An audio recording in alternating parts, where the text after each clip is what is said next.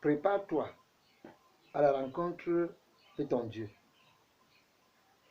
Prépare-toi à la rencontre de ton Dieu. Ici, je serai très bref. Devant toi, il n'y a que deux voies. Deux, pas trois, deux. La voie qui mène à droite, auprès du Père, par Jésus-Christ, et la gauche qui mène dans l'enfer, par le péché, la désobéissance. Maintenant, comprends qu'il y a deux voies. La perdition et la vie éternelle. Prépare-toi à la rencontre de ton Dieu. Prépare-toi à rencontrer ton Créateur. Celui-là qui t'a créé à son image et selon sa ressemblance. Si Dieu te dit de te préparer dans Amos chapitre 4 verset 12, comme je l'ai dit, Amos 4 verset 12, prépare-toi à la rencontre de ton Dieu, car que tu le veuilles ou non, que tu sois court comme moi là, géant, costaud, mince, droit ou tordu, que tu sois riche ou pauvre, que tu sois malheureux ou heureux, que tu sois religieux, traditionnaliste, coutumiste, sectaire, que tu sois quoi que ce soit, comment tu te prépares pour rencontrer ton Créateur? Que tu appartiennes d'une religion quelconque et que tu obtiens des postes de contrôle, des postes clés, comment tu te prépares pour rencontrer le Dieu qui t'a créé? Si tu rates de te retrouver sur son chemin par Jésus-Christ, alors tu es perdu à jamais. D'ailleurs, lui-même il dit, tous ont péché et sont privés de la gloire de Dieu. Tous, sans exception. Tous ont péché, malgré leurs efforts qu'ils commettent, qu'ils font pour sortir du péché, mais ils ne parviennent pas. Romains chapitre 3, verset 23. Tous ont péché et sont privés de la gloire de Dieu. Mais dans le verset 24, il dit, mais ils sont gratuitement justifiés par le moyen de la foi qui est en Jésus-Christ. Le moyen de la foi qui est en Jésus-Christ, c'est quoi? C'est quoi ce moyen de la foi?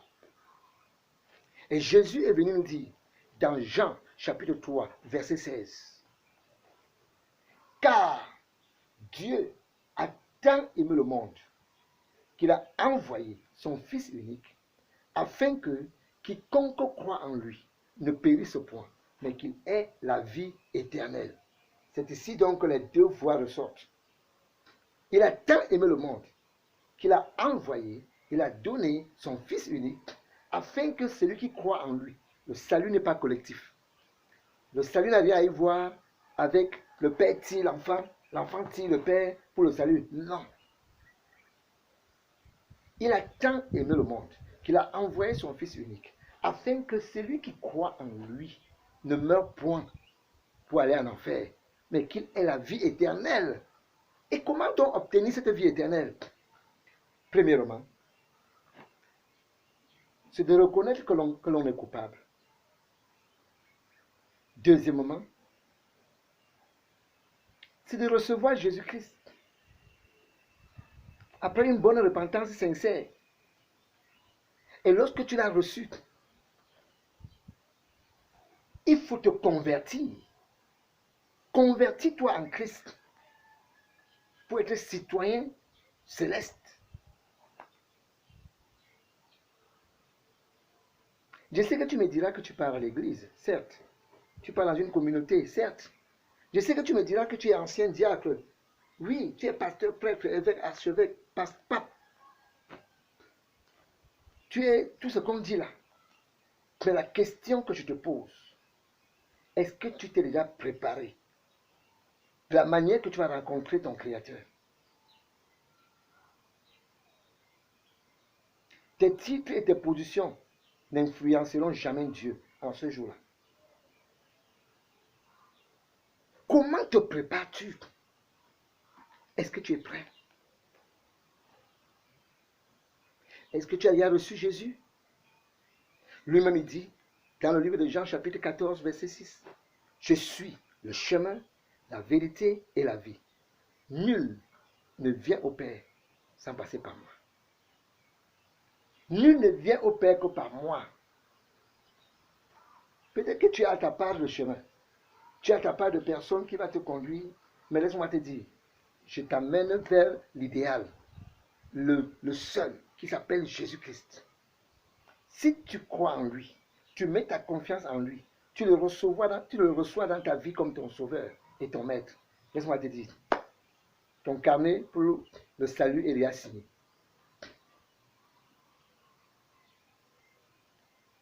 Tu n'es pas né enfant de Dieu, on n'est pas enfant de Dieu. On se prépare pour devenir enfant de Dieu. On se prépare pour naître enfant de Dieu. Dans Jean chapitre 1, verset 12, il est écrit, « Mais à tous ceux qui l'ont reçu, à ceux qui croient en son nom, elle a donné le pouvoir de devenir enfant de Dieu. » Donc, tu es né dans une famille chrétienne, que le père était pasteur, la mère pasteur, il marchait comme Dieu demandait, tu n'es pas encore enfant de Dieu. Il faut que tu ailles aussi au comptoir, remplir ton nom et signer à la fin, et Jésus viendra mettre le cachet, que oui, je reconnais qu'il m'a accepté. Mais à tous ceux qui l'ont reçu, à ceux qui croient en son nom, elle a donné le pouvoir de devenir enfant de Dieu. C'est ça. Et dès lors que tu t'es converti, la conversion englobe beaucoup de choses. Donc si tu acceptes Jésus, il faut que tu te fasses baptiser dans un coup d'eau, comme Jésus l'a fait. Je ne te parle pas de gouttes d'eau qu'on verse sur la tête. Dans une assemblée, l'eau ne coule pas. Il n'y a pas de coup d'eau dans les assemblées. Il faut que tu ailles te faire baptiser dans l'eau, afin d'hériter le royaume de Dieu. Et Jésus l'avait dit à un docteur de la loi appelé Nicodème, dans Jean chapitre 3, verset 5. En vérité, je te le dis, si un homme ne naît d'eau et d'esprit, il ne peut entrer dans le royaume de Dieu. Donc cesse de dire que tu es chrétien. Cesse de dire parce que tu lis la Bible tous les jours. Cesse de dire que tu prêches l'évangile. Cesse de dire que tu fais du bien. Faire du bien sans Jésus-Christ, c'est l'échec. Comment te prépares pour rencontrer le Dieu qui t'a créé?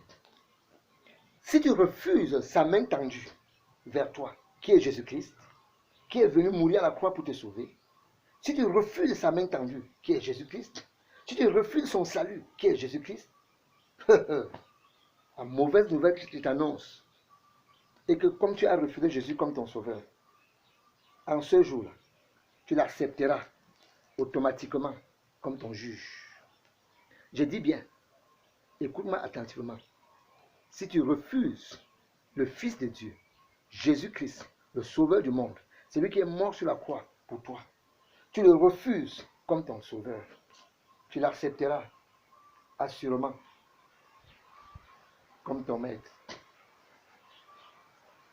Et ton maître qui va te juger, pas ton maître pour le salut.